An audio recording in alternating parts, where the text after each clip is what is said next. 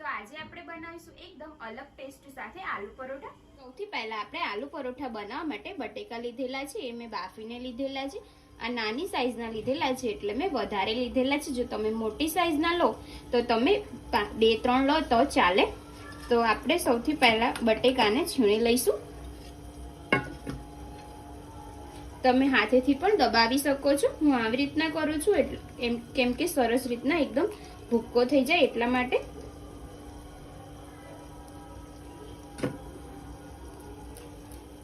બટેકાને આપણે છીણી લીધે છે। હવે આપણે એની અંદર 1 વાટકી ઝીણી ડુંગળી એડ કરી દઈશું।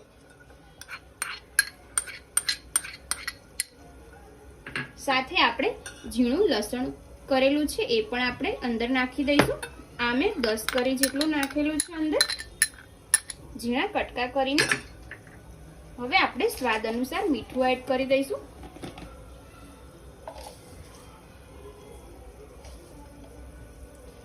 સાથે આપણે બીજા મસાલા એડ કરવાના છે જે આપણે ઘરમાં વાપરીએ છીએ તે જ।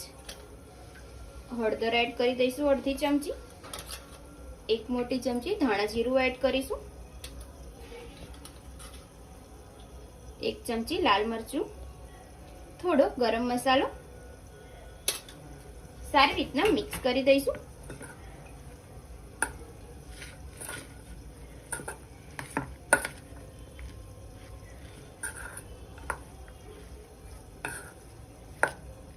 એકદમ સારી રીતના મિક્સ કર્યા પછી હવે આપણે ધાણા એડ કરી દઈશું।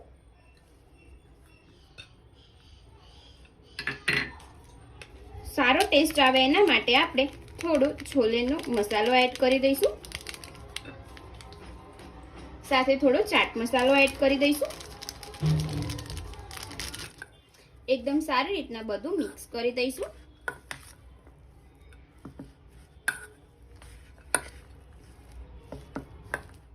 આપણો મસાલો એકદમ સારી રીતના મિક્સ કર્યા પછી હવે આપણે લોટ લઈશું। આ મેં ઘઉંનો લોટ જ લીધેલો છે બાંધીને, તમે નોર્મલ બાંધીને લઈ શકો છો।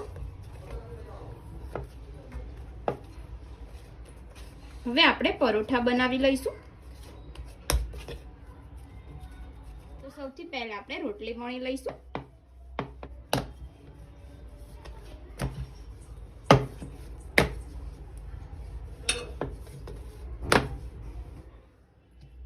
તો આપણે રોટલી વણી લીધી છે અને તેલ વાળો થોડો હાથ ફેરવી દીધેલો છે। હવે જે આપણે મસાલો બનાવ્યો છે તે લઈશું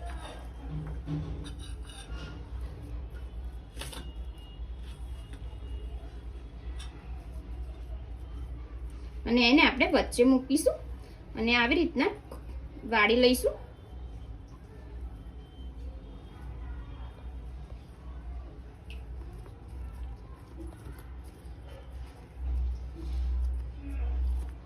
આવી રીતના આપણે ગોળ કરીને જે વધારાનો લોટ છે તે કાઢી લઈશું।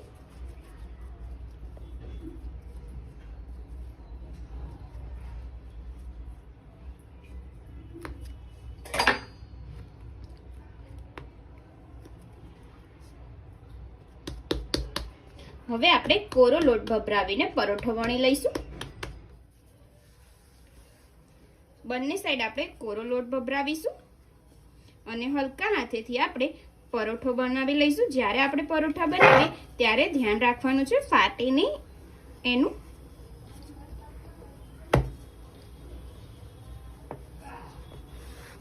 આવી રીતના આપણે પરોઠો વણી લઈશું ગોળ, અને મેં તવી ગરમ થવા મૂકેલી છે એની ઉપર મૂકી દઈશું ધીમે રહીને। આપણે જે રોટલી બનાવી છે એના ઉપર જ હું શેકું છું, તમે નોનસ્ટિક પણ લઈ શકો છો। એક સાઈડ આપણે પરોઠો શેકીને પલટાવી દઈશું અને પછી ઉપરથી આપણે તેલ લગાવી દઈશું। તમે બટર પણ લગાવી શકો છો।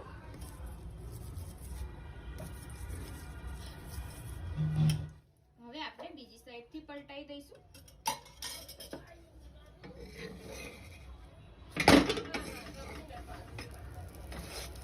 અને બીજી સાઈડ પણ સેમ એવી રીતના તેલ લગાવી દઈશું।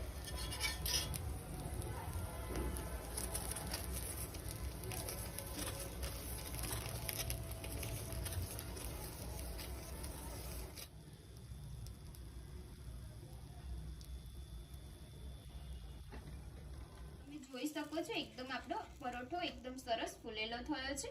હવે આપણે આને પલટાઈ દઈશું બીજી સાઈડ.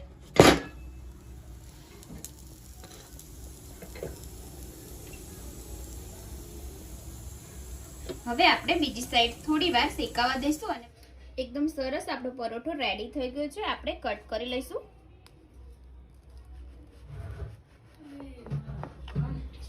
એકદમ ટેસ્ટી આલુ પરોઠા આપણા રેડી થઈ ગયા છે. તમે જોઈ શકો છો મેં કટ કરી દીધેલા છે એકદમ નવા સ્વાદ સાથે. જો તમે ઘરે જરૂરથી ટ્રાય કરજો અને તમને જો મારી રેસીપી પસંદ આવી હોય તો વિડીયોને લાઈક કરજો, શેર કરજો, કમેન્ટ કરજો અને ચેનલને સબસ્ક્રાઇબ કરવાનું ના ભૂલતા.